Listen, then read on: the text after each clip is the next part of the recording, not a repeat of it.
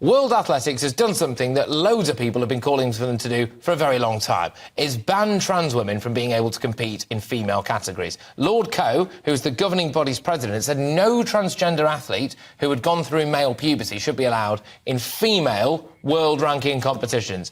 A rare glimmer of common sense, I think, ladies and gents. Under previous rules, trans women had to reduce the amount of testosterone in their blood to a certain level for 12 months before being allowed to compete and all too often win. Earlier today, we spoke to former Olympic silver medalist Sharon Davis, who says it's the right decision. I'm just really relieved, really pleased for female athletes around the world. You know, this has been a fight that's been going on now since 2015, so that's 8 years. World Aquatics changed their rule last year. World Rugby were the first to do that on safety grounds. And, you know, the science doesn't back up the decisions that were made. There's 17 peer-reviewed studies out there that show that you cannot remove male puberty advantage. So you're asking female athletes to compete the race knowing that they're starting with a disadvantage. And that would never happen in men's sport. And so it was incredibly unfair and really difficult, you know, for female athletes to deal with when they were not even being given the opportunity to give their opinions. And for me, it should be safety first, then fairness, and then inclusion.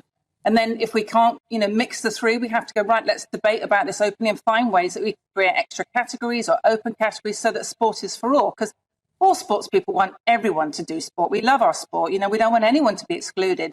And it's very disingenuous when the word ban is used, because nobody is banned from sport. They're just banned from a category they don't qualify for.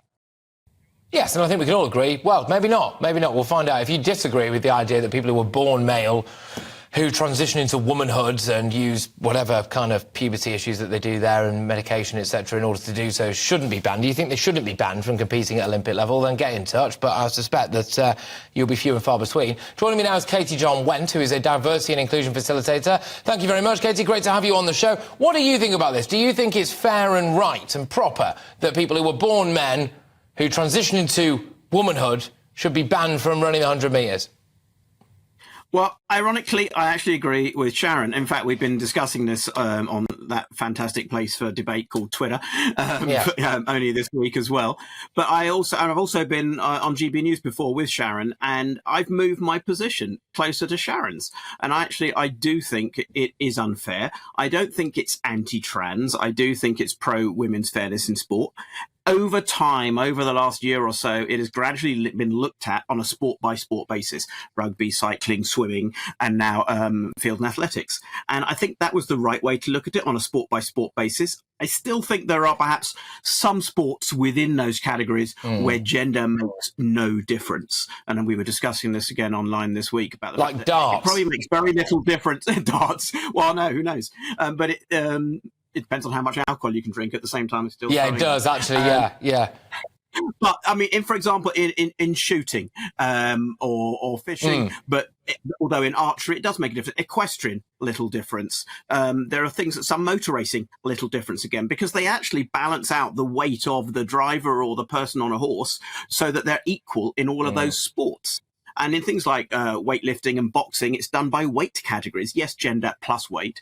But I do think there have been some glaring examples of where this should have been actually looked at earlier. And people I'm going to jump in here, Katy. I'm going to jump in here because we do have a glaring example, actually. So there's Leah Thomas. Now, Leah Thomas, it's almost like we planned it, isn't it? Leah Thomas is the swimmer in America who was born a man, transitioned into being a woman, a trans woman, and who started breaking all sorts of records in college women's swimming over there, to the point where it was pretty ridiculous. I mean, they were just lengths ahead of any of the competitors, shattering records, etc. So you have shifted your position on this from what you've just said there. Can I ask why? Because these are things that aren't black and white, aren't binary. Yes, sex is binary, generally speaking. We also have the intersex athletes issue. And actually, the other thing that's gone kind of under the radar a bit in the announcement yesterday was the fact that there's also the ban on intersex athletes is going to be doubled down upon, affecting Caster Semenya and others, because they've reduced the amount of testosterone you'll be allowed to compete with if you're intersex, irrespective of transition. And they've cut that in half from 5 nanomoles to 2.5. So that's going to affect more intersex runners as well. They've basically made clear blue water, grey water, whatever the colour might be in there, between male and female sport. Now, female sport was originally meant to be protected so that women could compete with women, because they obviously and generally didn't have a chance against most men. Now, Leah Thomas was someone who was coming in the hundredths of categorization with men, and then she starts competing with women, and she's in the top dozen consistently, and sometimes and often winning. And I did see a harrowing testimony, actually, again on social media. I think it came out in January, but I saw it float around Twitter only this week. And it was of a woman who has competed against Leah Thomas and seen friends and swim mates knocked off the podium and have to share the changing rooms with Leah Thomas, who hasn't had surgery yet. Now, I'm a trans person who's had surgery.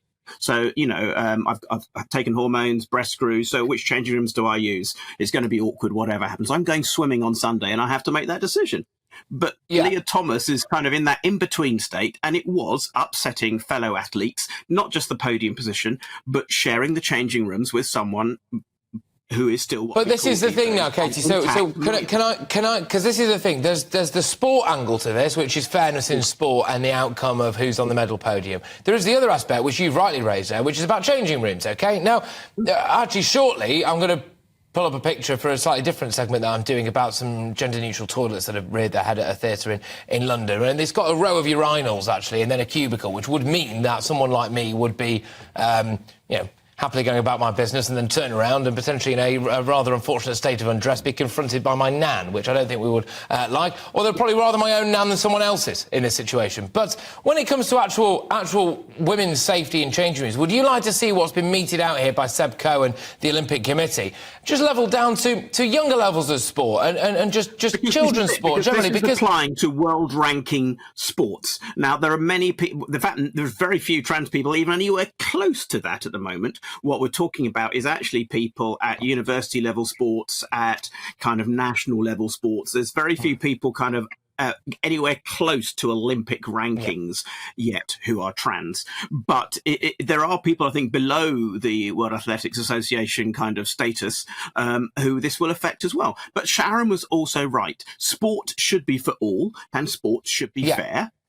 Sport is healthy for everyone, so we've got to find ways. And this is actually the theatre and toilet issue is actually quite a good example again, because what we should be doing is creating additive rather than replacement solutions. So if you're including people in only two existing categories, you're going to be replacing someone else's opportunity. Same with a toilet. So you add a gender-neutral toilet, you don't replace the women's with gender-neutral. And you don't force anyone into uncomfortable situations. Yeah, and you don't force anyone into uncomfortable situations. Look, Katy, thank you very much. I enjoyed that. Katy Jon Went there, who's diversity and inclusion facilitator.